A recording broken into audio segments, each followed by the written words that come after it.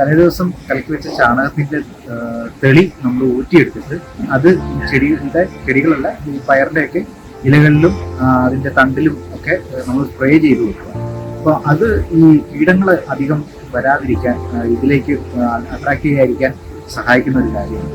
അത് ശരിക്കും പറഞ്ഞാൽ നമ്മൾ ഇത്ര നാളും ചാണകം ഈ വളമെന്നുള്ള രീതിയിലാണ് ഉപയോഗിച്ചുകൊണ്ടിരുന്നത്. അത് ഒരു വിഷരഹിതമായ ഒരു കീടനാശിനിയാണെന്നുള്ളത് ഈ മീറ്റിംഗിൽ പങ്കെടുത്ത ഒരു പ്രായമുള്ള ഒരു പഴയ കർഷകൻ, ഇപ്പോൾ അദ്ദേഹം കൃഷിയൊന്നും ചെയ്യുന്നില്ല, അദ്ദേഹം ആണ് ഈ കാര്യം നമുക്ക് ഉപയോഗിക്കുന്നത്. അതുപോലെ ചേന നടുമ്പോൾ പച്ച ഇലകൾ ചേനയ്ക്ക് അടിയിൽ വെക്കാൻ പാടില്ല, അതിന് ഉണങ്ങിയ ഇലകൾ തന്നെ വെക്കണം. കാരണം ഈ ഇലകൾ ചീഞ്ഞു ഉണങ്ങുമ്പോൾ ഉണ്ടാകുന്ന കീടങ്ങളൊക്കെ ഈ ചേനയെ ബാധിക്കാൻ, ഈ ചേനയുടെ വിത്തിനെ ബാധിക്കാനുള്ള, അത് ചീഞ്ഞു പോകാനുള്ള സാഹചര്യമുണ്ട്.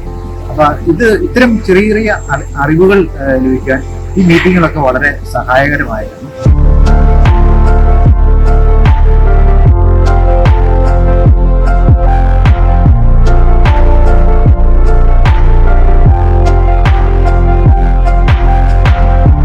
ദൈവനാമത്തിന് മഹത്വം ഉണ്ടാകട്ടെ. ഇന്നും വരുന്ന കർത്താവായ യേശു ക്രിസ്തുവിന്റെ നാമത്തിൽ നിങ്ങൾക്ക് ഏവർക്കും എന്റെ സ്നേഹവന്ദനം. സെന്റ് മൈക്കിൾസ് CSI സഭയുടെ എക്കോളജിക്കൽ അഫയേഴ്സ് കമ്മിറ്റിയുടെ നേതൃത്വത്തിൽ ഈ വർഷം നടത്തിവരുന്ന ശുശ്രൂഷകൾ, ഈ വർഷം നടത്തിവരുന്നതായിട്ടുള്ള എല്ലാ പദ്ധതികൾ വളരെ ഊർജ്ജസ്വലമായിട്ട് നടന്നു വരുന്നു. ദേവാലയത്തിന്റെ അങ്കണത്തിൽ നട്ടുപിടിപ്പിച്ചതായിട്ടുള്ള ഒരുപാട് വൃക്ഷത്തൈകൾ, മരങ്ങൾ, ദേവാലയത്തോട് ചേർന്ന് നടത്തി വരുന്നതായിട്ടുള്ള ഗാർഡൻ, അങ്ങനെ ഒരുപാട് പ്രവർത്തനങ്ങൾ, അതോട് ചേർന്ന് തന്നെ സെമിനാറുകൾ, ഷോർട്ട് ഫിലിം പ്രദർശനം, പ്രകൃതിയോട് പറ്റിയുള്ള സഭാജനങ്ങൾക്ക് ഉണ്ടാകേണ്ടതായിട്ടുള്ള അവബോധം, ഇതിനെപ്പറ്റിയൊക്കെ വളരെ ക്രിയാത്മകമായി ഇവിടുത്തെ എക്കോളജിക്കൽ അഫയേഴ്സ് കമ്മിറ്റി പ്രവർത്തിച്ചു വരുന്നു.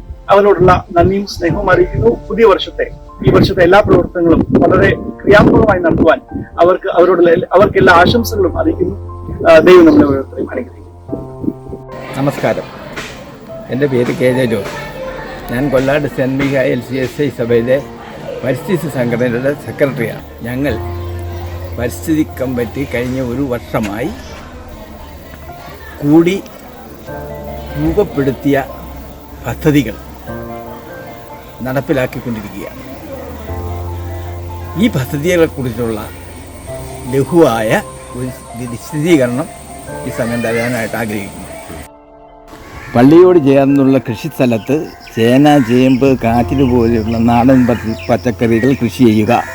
ഘട്ടം ഘട്ടമായി സോളാർ പദ്ധതീകരണം നടപ്പിലാക്കുക. സഭാംഗങ്ങളിൽ അടുക്കളത്തോട്ടം പ്രോത്സാഹിപ്പിക്കുക. റബ്ബർ പ്ലാന്റേഷൻ രീതി മാറ്റി പ്ലാവ് പോലെയുള്ള ഭക്ഷ്യവിഭവങ്ങൾ കൃഷി പ്രോത്സാഹിപ്പിക്കുക. കീടനാശിനിയുടെ ഉപയോഗം കുറയ്ക്കുക. പള്ളിയും പരിസരവും വൃത്തിയാക്കി കൂടുതൽ ഹരിതാപമാക്കുക. സ്ഥലബോധ്യാനം നിർമ്മിക്കുക. മാലിന്യങ്ങൾ കത്തിക്കുന്നത് ഒഴിവാക്കി കമ്പോസ്റ്റ് നിർമ്മാണം പ്രോത്സാഹിപ്പിക്കുക. പ്രായോഗിക നാടൻ കൃഷി രീതികൾ ഗ്രൂപ്പ് ചർച്ചയിലൂടെ പരസ്പരം കൈമാറുക. സെമിനാറുകൾ നടത്തുക. നാടൻ ഫലമൂലാദികളുടെ കൃഷി പുതുതലമുറയ്ക്ക് പകർന്നു നൽകുക. സഭാംഗങ്ങൾക്കിടയിൽ പച്ചക്കറി വിത്തുകളുടെ വിതരണം, ഫലവൃക്ഷങ്ങളുടെ വിതരണം എന്നിവ നടത്തുക. അവ കൃത്യമായി നിരീക്ഷിക്കുക. മികച്ച ഹരിതഭവനങ്ങൾ, മികച്ച കർഷകൻ, മികച്ച അടുക്കളത്തോട്ടങ്ങൾ എന്നിവ സഭാതലത്തിൽ മത്സരങ്ങൾ ഏർപ്പെടുത്തുകയും അവാർഡുകൾ നൽകുകയും ചെയ്യുക. കാർബണിനെ ഇല്ലായ്മ ചെയ്യാനായി മഹാനഗരത്തിൽ തന്ന പ്ലാവ് തൈകൾ നമ്മൾ ഓരോ വീടുകളിലും അതെത്തിക്കുകയും നമ്മുടെ കോമ്പൗണ്ടിൽ, പള്ളിയുടെ കോമ്പൗണ്ടിൽ 21 മാവും പ്ലാവും കൂടി 21 തൈകൾ നമ്മൾ നടുകയും ചെയ്തിട്ടുണ്ട്. പ്രിയമുള്ളവരെ, എൻ്റെ പേര് അജി. ഞാൻ കൊല്ലാട് CSI സഭാംഗമാണ്.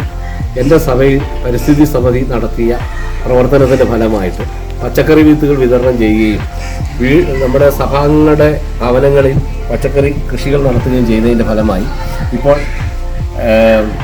മായമില്ലാത്ത പച്ചക്കറികൾ കഴിക്കാനും അത് അനുഭവിക്കുവാനും ഞങ്ങളുടെ സഭയിലെ ഒട്ടുമിക്ക ആളുകൾക്കും പറ്റിയിട്ടുണ്ട്. എനിക്ക് അത് വളരെ അനുഭവപ്പെട്ട ഒരാളാണ്. ഇത് നമ്മുടെ സമൂഹത്തിന് കാർബൺ ന്യൂട്രൽ പ്രോഗ്രാം എന്ന പരിപാടി വളരെ അത്യന്താപേക്ഷിതമായി നടപ്പിലാക്കേണ്ട ഒരു കാര്യമായിട്ടാണ് ഇപ്പോൾ എനിക്ക് ബോധ്യപ്പെട്ടത്. എനിക്കിതിനെക്കുറിച്ച് കൂടുതലായിട്ടൊന്നും അറിയത്തില്ലായിരുന്നു. പക്ഷേ എങ്കിൽ കാർബൺ വലിച്ചെടുത്ത് ഓക്സിജനെ പുറത്താക്കുന്ന ചെടികളും മരങ്ങളും നമ്മുടെ വീടിനും പരിസരത്തും വെക്കണമെന്നും എൻ്റെ സുഹൃത്തുക്കളോടും സ്നേഹിതരോടും എൻ്റെ കുടുംബാംഗങ്ങളോടും ഒക്കെ പറഞ്ഞ് വളരെ നല്ല രീതിയിലാണ് എനിക്ക് ഈ പച്ചക്കറി കൃഷിയിൽ നിന്ന് നല്ല ലാഭവീതം ഉണ്ടാകുകയും പുറത്തുനിന്ന് ഒരു പച്ചക്കറി മേടിക്കാതെ തന്നെ എൻ്റെ കാര്യങ്ങൾ നടത്തിക്കൊണ്ട് പോകാനും സാധിക്കുന്നതായിട്ടാണ് എനിക്ക് അറിയാവുന്നത്.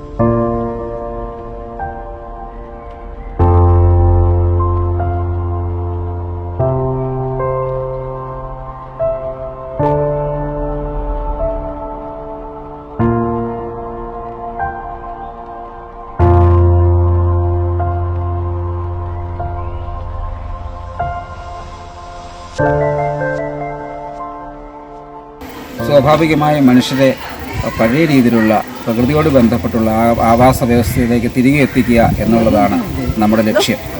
അത് പ്രത്യേകിച്ചും ആധുനിക കാലത്തിൻ്റെ അന്തരീക്ഷ മലിനീകരണത്തിൽ നിന്നൊരു വിമോചനം നമുക്ക് ആദ്യമാക്കി തരും. കാർബൺ ന്യൂട്രലൈസേഷൻ എന്നുള്ളത് വളരെ അടിയന്തരമായി നടപ്പിലാക്കേണ്ട ഒരു ഘട്ടമാണിപ്പോൾ. അതിനാണ് നമ്മൾ തുനിഞ്ഞിറങ്ങിയിരിക്കുന്നത്.